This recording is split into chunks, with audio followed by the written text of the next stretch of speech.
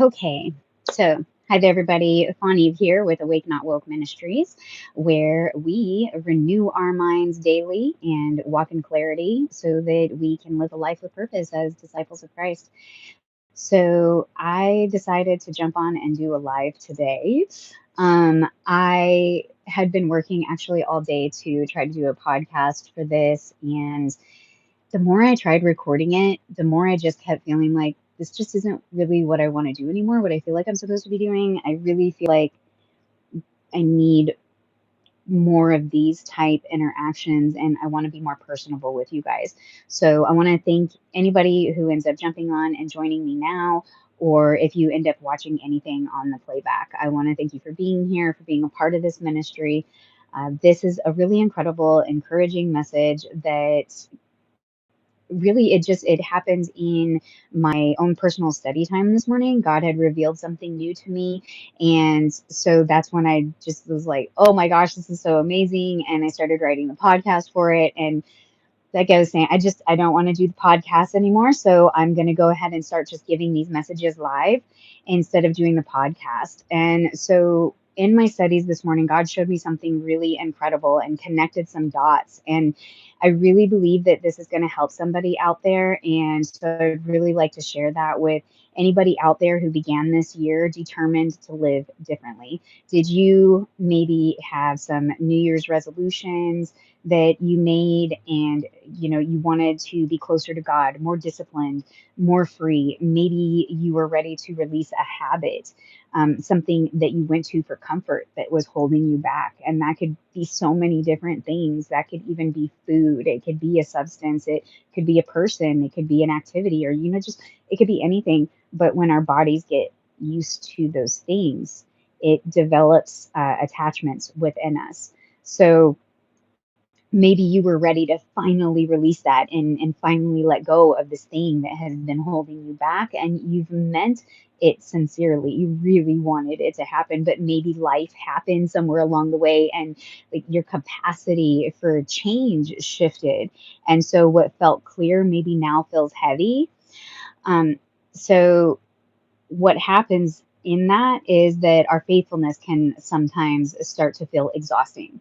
And it's important. I really just want you all to know that this doesn't mean you're broken. It actually is just evidence that you are human and you are going through real change, and that is colliding with real life. We are right now, for those of you that have been following along, and I'm sorry, I hope I don't miss anything here. But for those of you that have been following along with the Watchman Daily forecast that have been going out, then we're in the season of Adar right now. And this is a season of hidden providence. Adar is marked with courageous decisions and quiet reversals. This is when God is positioning outcomes before they ever become visible. So it's like he's doing things behind the scenes. You might not see it, you might not feel it, and you're going to see that is what he's doing, though. And when I want to go back for a moment to that phrase hidden providence, because that's actually is kind of a new word I learned today. And so I love words, and I looked it up. And what this means is that it's God's active care and guidance over his creation. And that's the season we're in right now. Hi, is that Lolita? Oh, I'm so glad that you're here. I thank all of you for joining me and being on live right now. Um, this message here, we're going to be digging in deep to maybe what might be happening if you've had some New Year's resolutions and you've been struggling with sticking to those things. This time of year right now, the end of February to March, is so incredibly common for it to really feel like a struggle right now. And that's why God brought this up.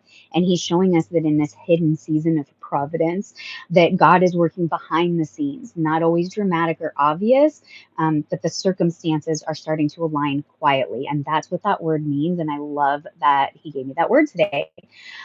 Now, when commitment gets hard, the initial momentum starts to fade, and the old coping patterns start to resurface. And what that looks like is maybe you get some fatigue and some discouragement that starts to increase. You might start to question yourself and think like, oh my gosh, did I overcommit? Was I unrealistic? Why does this seem so much harder instead of easier?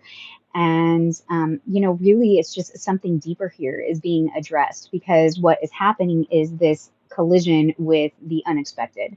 So maybe you're detoxing from old habits, grief from loss, stress from responsibilities, anxieties about the unknown. And internally, your internal experience of this, what's happening is that the body feels. If it feels like betrayal, like your body is betraying yourself. Your emotions might be loud and out of control, and maybe you're having more anxiety or something. Thoughts feel chaotic and nothing feels spiritual. Maybe you're struggling with, do I, still hearing from God, and am I hearing him, am I doing the right thing? And hi Alex, hi. I love it when you guys say hi. I just love interacting. This is like why I wanted to get away from the podcast, and I want to start doing more of these prophetic teachings and live with you guys, and really kind of, just be here. Um, anyway, so let me just move on a little bit here. So what, let me see, where did I go here? Oh, so some of the internal experiences that we feel when these things are happening is that like I was saying, the body feels like it's betraying you. Your emotions are loud, thoughts are chaotic, nothing feels spiritual or peaceful. And what's my denomination? I am a child of God. I don't I don't claim a denomination. I claim a relationship with Jesus.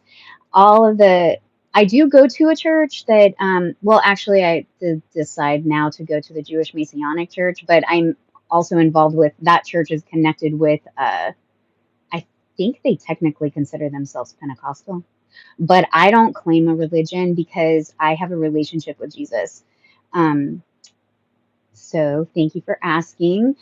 What denomination are you? If you're asking, that must mean I'm wondering if that means you closely relate to one, and that's great. All the different denominations, they have different things, and different levels of our spirituality and stuff. But I don't want to get too sidetracked and derailed here. Uh, what I do want to show you is that okay, raised Catholic but not strongly aligned. Okay, all right. That's I went to a Catholic church I think one time. Did Jesus have tattoos? That's a really great question. Um, because I'm not saying yes or no, but there are two verses in the Bible where there's one that says that God has our names written on his hands. And I'm sorry, that sounds like a tattoo to me.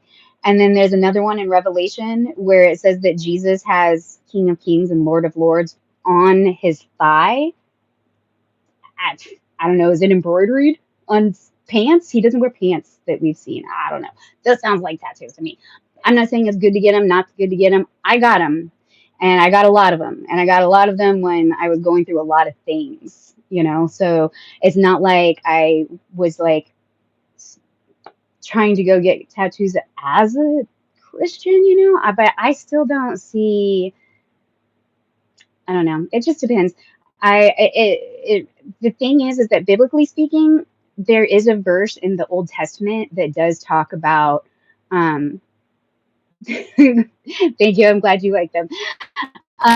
But there is one, and it started like getting me because I was like, wait a minute. This says it talks about. I'll have to find it for you guys. We'll do something on this. We'll do a topic on this because this is a really great study I think to do. But there is something that talks about. It actually specifically says like not to tattoo something or whatever.